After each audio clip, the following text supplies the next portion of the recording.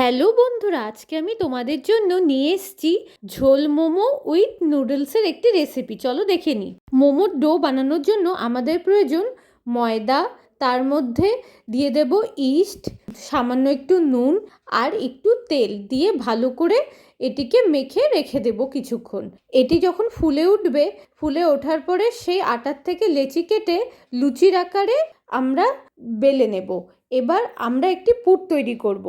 পুর তৈরি করার জন্য আমরা নিয়ে নেব মাটন কিমা, তার মধ্যে দিয়ে দেব পেঁয়াজ কুচোনো, আদা কুচোনো, রসুন কুচোনো, লঙ্কা কুচোনো, আর দেব 1 চামচের মতন সয়া সস, সামান্য স্বাদ অনুযায়ী নুন, আর দেব আমুল বাটার আর মোজারেলা চিজ একটু বেশি পরিমাণ দিয়ে পুরটা তৈরি করে নেব।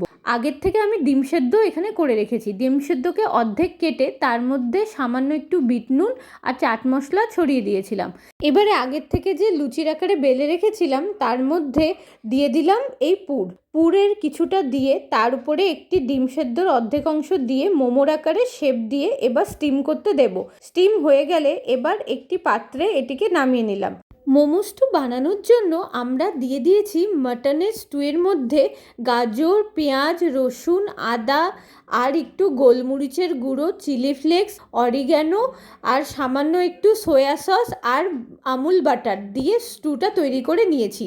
তোমরা চাইলে আরও কিছু সবজি এখানে ব্যবহার করতে পারো। এবার একটি পাত্রের মধ্যে মোমোগুলো সাজিয়ে পাশে সেদ্ধ করা নুডলস দিয়ে এবার উপর দিয়ে যে ঝোলটা বানিয়েছিলাম মোমোর, সেই ঝোলটা দিয়ে দিলাম আর দিয়ে দিলাম উপর থেকে টমেটো কেচাপ। দেখলে তো বন্ধুরা কত সুন্দর আমাদের তৈরি হয়ে গেল ঝোল মোমো উইথ নুডলস। তোমরা এটিকে বাড়িতে অবশ্যই ট্রাই করো আর জানিও কেমন লাগলো তোমাদের।